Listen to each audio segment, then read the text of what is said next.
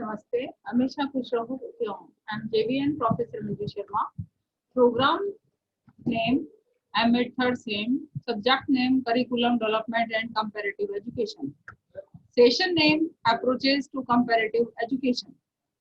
I welcome to all in university class today discussing about approaches to comparative education.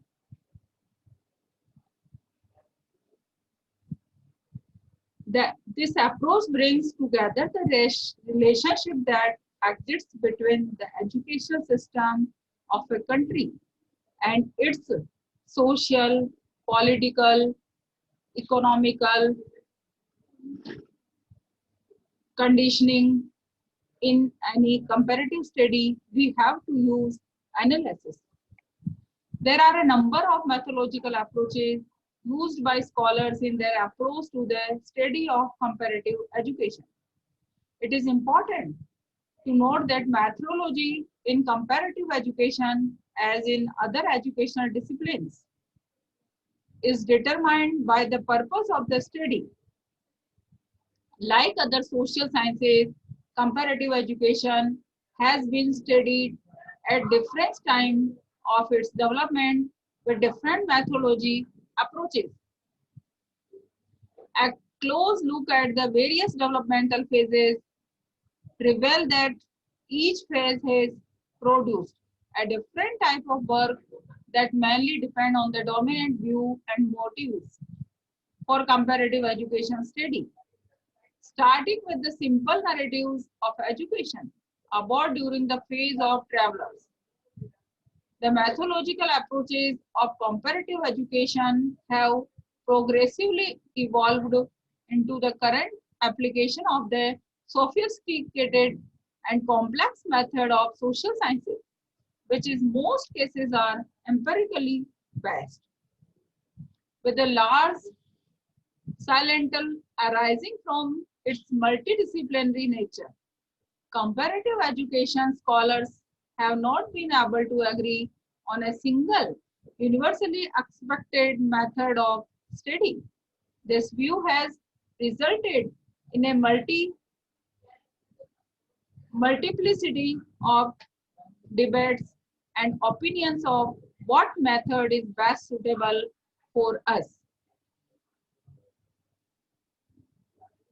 Holmes reserved less ambitious role to comparative education with regard to scope. He argues that the comparative study of education should focus on the study of specific educational problems with the aim to analyze its context. Thus, Holmes devised this problem approach. What is the comparative approach? Comparative historical approaches in sociology are research methods to study social formation and transformation. Comparative studies examine that contrast social structures and process across countries or regions to identify general patterns. What are the different type of approaches? Type of approaches: visual approach, contact approach, charted visual flight procedures, ILS approach, VOR approach, NDV approach, radar approach. The five qualitative approach is a method to framing qualitative research, focusing on the methodologies of five for the major traditions in qualitative research: biography, ethnography, phenomenography, grounded theory, and case study. An understanding of comparative education is valuable for teachers as they are both consumers and subjects of such research. Comparative studies can inform them how their students and schools are faring, the merits of various pedagogical options and resources, how a new curriculum differs from a previous version, how their lesson can be constructed so that new learning can be developed, and so on. Comparison is also used for measuring student achievement, performance, appraisals of teachers, inspections, fulfilling administrative tasks, and marketing schools. To mention but a few important applications of comparative education. This entry offers a picture of how comparative education can be integrated a teacher education program. It suggested ways in which comparative education can be positioned within the curriculum, possible content, and some of the tools that could equip teachers to become critical consumers and subject of comparative education. Although the examples are drawn from pre-service education, the argument and principles for in-service teacher professional development to incorporate comparative education are equally valid.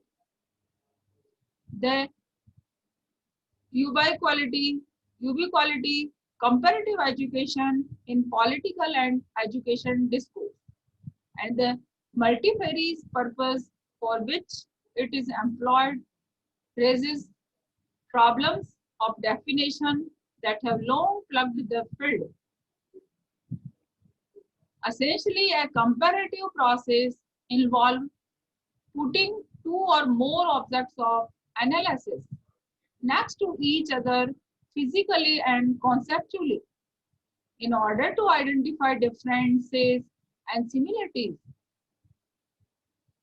This process occurs implicitly and anytime one makes an evaluated judgment such as she is a talented teacher, or when one uses a benchmark to measure a teacher's proficiency in using a particular language as the medium of instruction.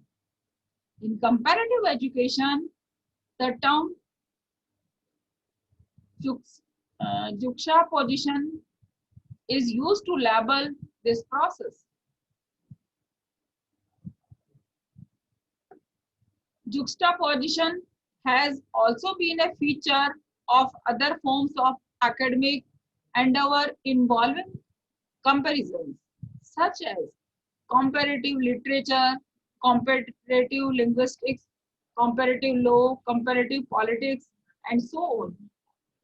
In the case of comparative education, the term is usually associated with the work of Franz Hecker and George. The early who elaborated a scientific approach, the model that they developed individually and collectively involved four steps, namely description, interpretation, juxtaposition, and comparison. In the first step, the researcher collects pedagogical data from country.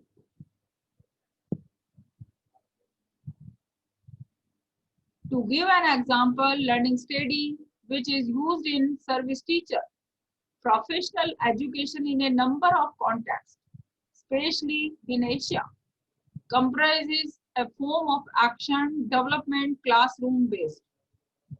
Research that utilizes a form of juxtaposition, teachers work together in identifying an issue that has arisen in their work. It could be a learning problem faced by the student or an opportunity to explore a new pedagogical approach. This issue is defined in terms of an object of learning, namely the learning that the teachers would like their students to acquire.